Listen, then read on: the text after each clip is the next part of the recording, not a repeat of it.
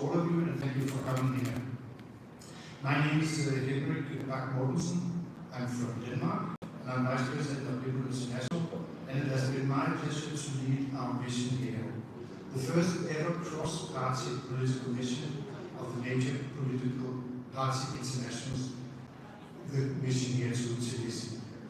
I'd like to tell you a little bit about who we are, why we are here, and what we have been doing today. And then, if there's any interest, take a few questions. Now, we're a delegation of 16, made up of members of parliament, secretary generals, international officers, and other political party officials spanning Europe. But above all, we are Democrats. What unites us is our common belief in fundamental freedoms that unite any democracy, the rule of law, a respect for human rights, and conduct of elections free from intimidations and taking place on a fair playing field. All of us here are friends of Georgia. Some of us have visited your country many times over many years. Some of us have lived here, others have worked here. We even have among us the rapporteur on Georgia from the Parliamentary Assembly of the Council of Europe. Collectively, we reflect the voices and concerns of hundreds of political parties in government and in opposition across the continent of Europe. The scenes that were beamed across Europe those weeks in April and May appalled us. Convinced that this was not the behavior of a government dedicated to a European path, that European path which the majority of Georgians want, we came here to listen, to better understand, and to support those groups and individuals who have been persecuted, for champion a Georgia that wants to take its place as an EU member. In politics, we often judge the character of our leaders by those who support them.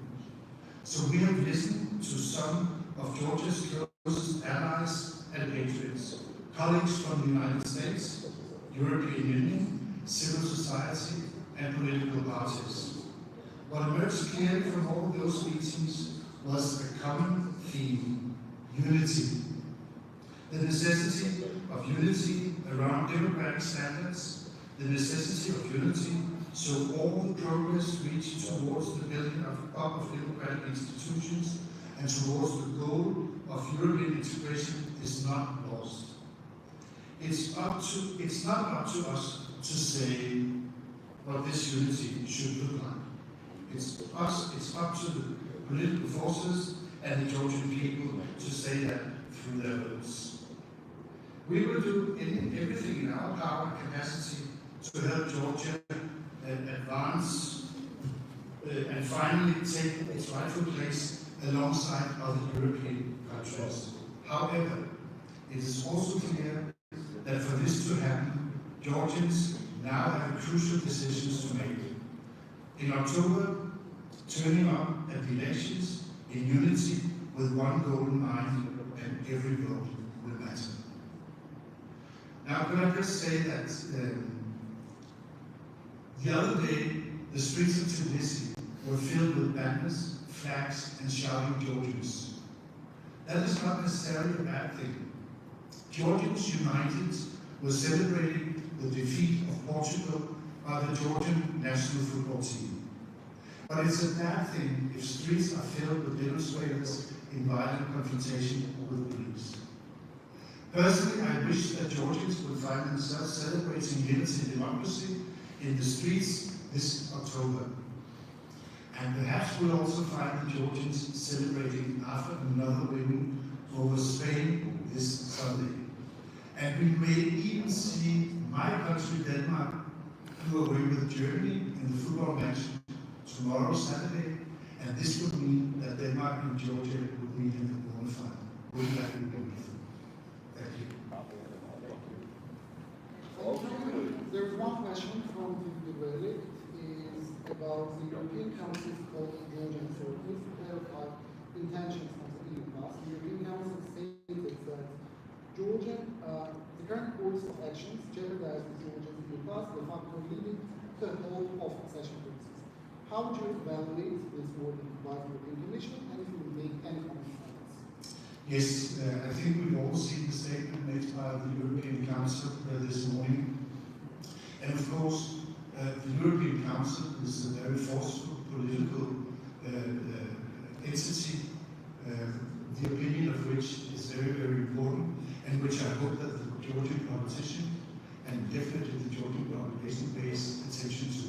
Now, it's not up to us to issue statements like this. As I said, we're here to listen, we're here to learn. If somebody wants advice or inspiration, I'm sure as politicians we are always willing to give that. But I think what is important here is to listen to the voice of the European Council. And I think it is important for the media and for the population in Georgia to take in this very serious message from the European Union. Because as I read it, the European Council is really concerned over the affiliation of Georgia to the European Union. And I think all of us who are here and all of our friends back in Europe very much want Georgia to be part of our European family. So I think it's up to the Georgians to understand and take in the message from the European Council, and I really do